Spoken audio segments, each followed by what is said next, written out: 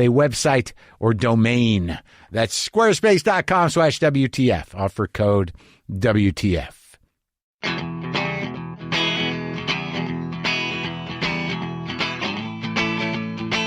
So what are you going to do? Are you going to just hold the phone? Listen, I've done it before. I'm not too proud. You don't have a thing you can set it on? I'm going to start to worry about... No, all right.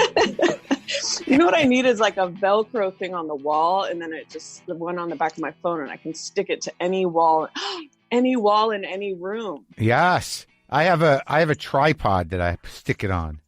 That sounds archaic. This is Velcro, cutting edge. Do you have Velcro? Are you getting it? No. Oh. No, but I do think that actually would be cool. Every room you put a swatch of Velcro on the wall, and you have the receptor piece on your phone. You walk into a room, boom, your phone's on the wall. You FaceTime people, cook. Right. I think it's a good idea. Lo-fi. Yeah. So how many coffees have you had? I'm on number 2, but this is a black mug of coffee. Yeah. Well, as opposed to what? Creamy. Sometimes I'll have like an oat latte. No regular milk though, right? No, I don't do regular milk that much anymore. Only if I have it for another reason. So you were concerned that I was not drinking coffee? I had a moment of panic that I'm going to just call and like want to talk to you about coffee, and you're going to be like, I'm off coffee. I was drinking tea for like over a year. And then I started to swip coffee in the afternoons, and now I'm back in. But I don't know if it has the same effect as it once did when I was younger or something. Like I get like I'll drink a cup of coffee, I feel pretty good. I'll drink another cup, I feel all right. But then I'm just kind of queasy. Yeah. And and kind of sweaty. I don't know. I don't get the fucking high I used to. Man, I really hate when people who once loved coffee turn their back on it in this way. Like I had this weird, I think it's like I'm slightly clairvoyant when it comes to coffee. And I just had this feeling you were going to have a different altered attitude about it. I love it. I like anything that makes me feel good. I pulled my fucking espresso machine out. I have an You do say espresso. I know. That's the real headline. I've had an issue with that my whole life. My espresso machine. Do you make espresso at home? Well, you know, my husband was once a barista apparently, and we got this whole big espresso machine. Oh my God, I said it too. You know what? This is going to be one of those things where, like, you know how grammar evolves and then they update it to make it official grammar or official. They're going to have to just say it's espresso. And they're going to cite the shift in on this conversation. So whatever. He never uses it. What, a good one? Like what kind? Like a really good like one? This really fancy one. Is it the kind of that looks like? Does it have a big kind of press thing that looks Eagle. like? Oh. But is it it does. Yeah. And it like kind of hooks on the counter, that kind of thing? Yeah. And it has like this big eagle on top of it. Right. Those are fancy. Yeah. It's kind of intimidating. But you don't use it? So, yeah, I mean, I don't know. He hasn't really been making it. I don't know how to use them, but I guess I should learn. Maybe you should pressure him. I mean, you have the time now. I mean, what do you guys been, how old's that kid? That's the thing. He's 3. Oh. And it's just really a particular nightmare to have a toddler when you're sheltering in place because he's a dismantler. Like this, you know, I was looking for my headphones to do this. And I'm like, okay, I found the headphones after a long hunt. Yeah. Because he was probably like pretending they were a jellyfish or something. And then I'm like, oh, the cord is gone. And that could just be anywhere. And so, you know, when you're trying to keep your house clean and this, it's just like someone just like lighting fires everywhere and you're just following after them, panicking. And it's a boy? Yeah, it is. Does he talk? Very much so. He's extremely verbal. Not to toot my own horn, but he's the child of 2 extremely artistic people. And no, honestly, I think he would be a great child actor, but I would never let him do it. Has he expressed interest in anything other than destroying things? No, he hasn't expressed interest in acting, but he just memorizes everything. Like where I'm like, oh, with your brain, I could conquer Hollywood. So you've got a genius until they're like 5, and then they level off. And yes, listen, we'll see. We should do an interview again when he's 5. We did an interview in 2010. I know. I really felt like I wasn't ready for prime time at that. You know, like that interview was kind of before I feel like I had anything going on. Are you kidding? We did our big pilot. Oh. Oh, that's right. It was that I had just ascended. We'd done our ill-defined show that we weren't clear. Oh my gosh. I've completely fully fucking forgot about that. And dumpster diving was a segment on it. That's right, with the Freegans. And then we brought in paintings. You brought in a painting that Leo Allen did of you, and you felt bad about it. I don't know where that thing is. It probably got left at the fucking studio. They gave us like $12 to do this pilot, and we didn't even really have a concept for the show. It was just called WTF, and we had like 2 segments. You and I did some co-host thing, and then we had a panel. Yeah, we had to be like, you know, doing those jazzy like hosting monologues and stuff. Yeah, that's like in hindsight, we had no business doing that. We could have been much more like sitting in a corduroy chair, overstuffed chair, you know? And then we had a panel, though. I remember there was a panel, and I think like Kyle Kinane was there, and I don't remember who else. But and I don't even remember what the topics were. It was just like this show, or I don't fucking know. I actually feel like that shoot went well. I don't have like a sweaty feeling when I think about it. No, I think the shoot went well. It was over at that Comedy Central theater space. It was a good set. We had good people working on it. It's just so crazy, like the older you get, how many little compartments of history you completely forget. And then you're like, oh, yeah. It's crazy. It's crazy. I mean, I can't, like, there's whole chunks of my life where I'm like, what? I'll tell you what I do remember. You said, do you want to play my wife on my TV show? And I go, sure. Then I never heard from you again. Do you remember that, Marin? That compartment? Did I really? Were you willing to do that? Maybe I felt really like you were already on your way. Whatever, on my way out of your show. Well, you seem to have found your way into legitimate show business. I was still fucking around on Comedy Central pilots and IFC. Whatever. Yeah, whatever. Don't compliment my rejection. I don't remember what happened with that. I don't remember. You're like, you see, this rejection was actually a major compliment to you. It was, yeah, because oh, well, thank you. I assumed that you had bigger things. I don't remember, man. I don't remember what happened. Do you know one time Bobby Tisdale gave me his old phone for some reason? Yeah.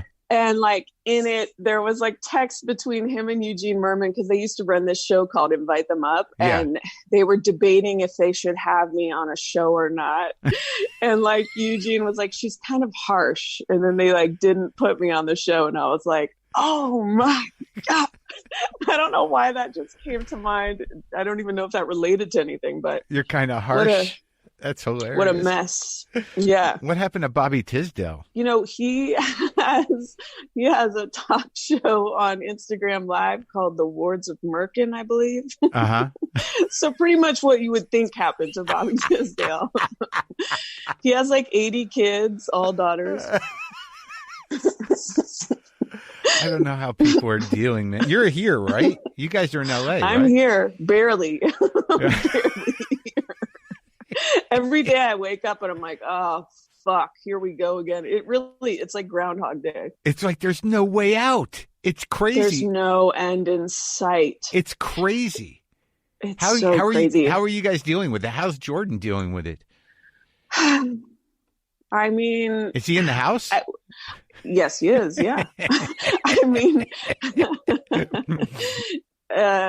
I don't know how anyone's dealing with it. The main challenge, I think, for us is like, I mean, I have major envy of people who are unattached and have no child because they're just like, I watched 5 Criterion Collection films today. I did 2 yoga classes. I'm like, fucking eat shit and die. My son's attention span is literally 6 minutes. So you have to break every single endless fucking day into 6-minute increments. How can I entertain someone with the attention span of a goldfish? You bring out all these paints and stuff. He does 1 brush stroke and it's over, you know, and then you're like, okay, only 8 more hours till bedtime. It's a fucking nightmare. I hope that makes you happy you don't have a child. Well, I was telling Brendan that like lately when I've gotten a little bit grim or depressed or hopeless, I just think of you people. And I'm like, yeah, I guess I'm exactly, okay. you fuck. And then I sit down and enjoy a cup of coffee alone. And a peaceful cup. I mean, I can't even, I'm like begging my son to have a cup of coffee. I go, can mommy have coffee before I read you 20 books? Can mommy have coffee? It's like, I can't do voice acting without my coffee. It is hard. And that the thing that's even more fucked up is I have no right to complain because I know that I'm one of the luckiest people in this fucking country. Like, right. So you don't even feel you get to have ownership over your angst and your grief. And, you know, yeah, it's just a horrible time. And, and there seems to be so many suicides right now. Like, are there? Where it's just I was wondering about that. Do you know people? I feel like it. I keep feeling like you just keep seeing it. I don't know if there's a statistical increase, but it seems like there is. There has to be. And it would make sense. Sure. Because, you feel alone. And then it's like in this time, you really are alone. Yeah. No, I it's part of my morning ritual, thinking about it. No. Wait, I'm glad we brought it up then. Don't do it. No, I don't do it. I don't think about it seriously. But there is a moment with hopelessness, and I've done bits about it, where you're just sort of like... As long as you've done bits about it. I have done bits about it. But there's a moment where you're like, how does this end? And I'm getting older, and there's like, is this really the way we're going to live for the rest of time? I can't even leave the country because we're pig people, and no one's going to let us in. Like, I mean, the one fantasy I had was like, I got my passport, and now it's like, who cares? No one wants us. We're garbage people. There's no escape. It's so crazy. It's so funny that Make America Great Again was the whole slogan. Like, and now look and at us. Literally, we're like, we couldn't be further of a rock bottom. Yeah, it's like we're this like giant pariah. The entire rest of the planet is like, they're like, what's wrong with you people? What is happening there? It's kind of refreshing because America has been so egotistical, you know? Sure. Like, it's kind of refreshing to be like, oh, this is how it feels when the entire world thinks you're shit on their shoe. Yeah, but there's so many people in this country that are like, fuck them. This is, we are still great. And like, I don't even understand what they're doing. I can't. Yeah. And then like, do you have people that you know that are all of a sudden revealing themselves to be fucking idiots? I mean, that's it. I mean, everyone, that's the worst surprise about this all is that I would think if I was asked, how do you think socially things would feel in a pandemic? I would think people come together. Right. They support each other. Right. But instead, I'm just scrolling through Instagram like, you guys don't have fucking masks on. Everyone's hanging out without masks on. Fuck you. My kid hasn't seen another kid in 4 months and you're at a fucking party. Like, I don't get it, you know? People you know, right? Yeah. Yeah. I mean, I've talked to people and it's just their mindset around it. You just realize how truly stupid and how little people think. You know? No, but the thing in Hollywood is everyone's got some weird quack doctor advising them. They're like, no, I've got a guy. Yeah. He says I can be mask free and it's fine. UV rays, and I'm like, okay. But like everyone I know who's like kind of doesn't seem to care when I go, well, what is your philosophy? Like they're always just like, well, I don't want to freak out. I don't want to, it's like, wait, that's your medical. I don't know. No one has a good answer who doesn't wear masks. Where are they not wearing masks? Like I'll sit outside and not wear a mask. Yeah, sure. If you're alone, or you're saying you'll sit outside with other people. Not with other people, with one person 6-7 feet away sometimes. No, I mean, the whole thing is supposed to be 6 feet apart in masks. Yeah. But I think a lot of people I see like sitting outside in street dividers and stuff in the grass, and they're sitting 4 feet apart without masks. Yeah. So, I mean, listen, everyone has to deal. Like, I'd rather someone does that risk than kills themselves because they feel so alone. We all basically are like taking calculated risks at this point to battle potential depression. And that's true. We've hit a weird phase. We've hit a weird phase where the psychological effect is starting to be weighted more heavily than just the fear of, contracting COVID. Right. There's psychological effect of the impending election or non-election and just, the diminishing hope and the fact that nobody seems to have a policy in place to stop this fucking thing. Like, it's hard. Everyone's like, there's no one source. I mean, everyone's just like, I saw this doctor